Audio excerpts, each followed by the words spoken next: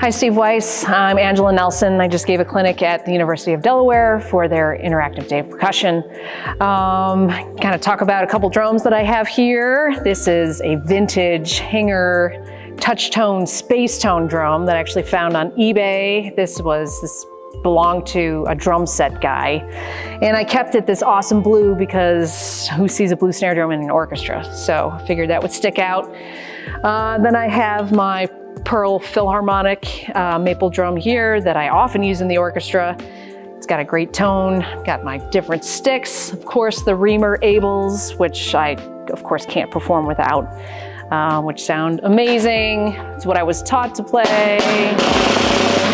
The old Alan Abel vintage sticks. And then of course we have more new sticks like Matt Howard's Vic Firth Symphonic Collection. Nice big fat full sound. The Jake Nisley, Vic Firth. Really nice sticks as well. Cool, you have some interesting heads on those drums too. I do, I have a velvet calfskin head on here. I guess that's been on this drum for a while. This Compo, I'm not even sure if these are made anymore. You can see it's kind of turned it into a little bear here. But yeah, it's sort of rubbing off, but it gives that really big, full, fat sound. Super thick head. That you can get away with that head on this drum. I don't know if this head would work anywhere else in the concert hall, but it works with this space tone. Cool. And then we've got some mallet instruments over here. What kind of instruments do you guys play on with the Philadelphia Orchestra for We play on an Adams xylophone as well, similar to this. It's not this exact model, but very similar. As far as mallets, I like the sound of wood on wood. These are Balter 8ARs. I assume they're still made, although these are probably 25 years.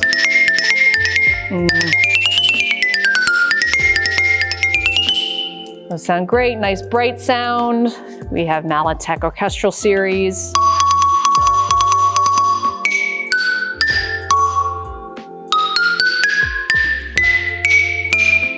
Big fat full sound. And then these mallets, I'm not even sure who made them or when, but these are sets that Alan Abel gave all of us while we were in grad school in the late 90s. And he said, use these sticks for exotic birds. So I actually have another pair here that I cut, a couple inches off at the end. I have them more weighted at the top. And then I choke up. Use a lot of wrists. So it's a really tiny sound as opposed to these. It's a nice big full sound, but for something specific like exotic birds, these are just they're not a super hard plastic. Like I said, I'm not even sure who made these. He had dozens of these pairs and he said, these are going to be your exotic birds mallets. Very cool. So I still use them today. Nice, and then Glockenspiel as well. We had some, I think you had mentioned some mallets that were made by Michael Diuda. Exactly, so I have these little tiny brass, I don't know, he might even call them the magic flute mallets. Again, I've got some tape there to sort of weight them up front. I like to do that with some of my lighter mallets, just to give a little more weight towards the top.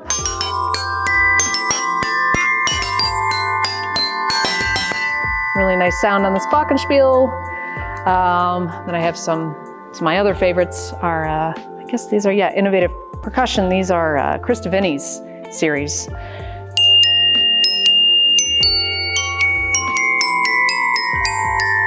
Again, a really nice light mallet.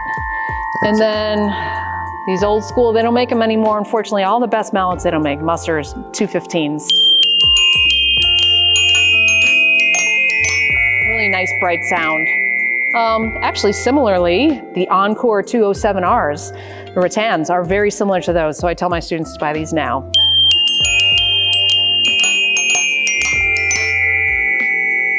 Just a smaller head than your general mallet. Cool. And then finally, timpani. What kind of timpani do you have at the orchestra that generally? We use generally hanger timpani because the tradition of the orchestra with Hinger playing in the orchestra, coming up with those, with his idea of timpani, obviously a snare drum as well. So we have 2 sets of Hinger drums. Cool. And to go along, I've got some, actually these are old. Jerry Carlis was the timpanist before Don Liuzzi, and this was his design of shaft. And Alan Abel, of course, had lots of different size shafts, I guess. Well, there's a couple different sizes. And I turned these into really super heavy, soft mallets, a la Philadelphia Orchestra style, for playing something really big and heavy on the drums, which the Hingers can definitely take. Yamahas, not as much. Yamahas sound great with other mallets, but the Hingers can really afford that big, deep sound, which is what projects through the Academy of Music and sounds really great in the Kimmel Center as well. But now, some of my favorite mallets, JG Percussion. I've got various softness, hardness. I really like the Joe Pereira line. I use these all the time for lighter playing. It gives a really nice articulation, and I really like the way that they're made. Cool. And you have a performance tonight. Do you want to let us know what you're playing, and then we'll let you go so you can make it to the gig on time? Sure. So we are performing Shedrin's Carmen Suite, which is for strings and percussion, which is really cool because it features the percussion section. And we're performing Stravinsky's Firebird Suite, and then a piece of a French composer, female, last name Boulanger. A lot of her music has just not recently been discovered, but not played that often. So a piece of hers, which I'm forgetting the title of. All good. Now I'm going to put you on the spot here. This is the last question we always ask everyone. All right. Most percussionists have made an order from Steve Weiss Music. Can you remember what your first order from Steve Weiss Music was? Oh my gosh, my first order. Well, I can remember calling Steve from Northwestern.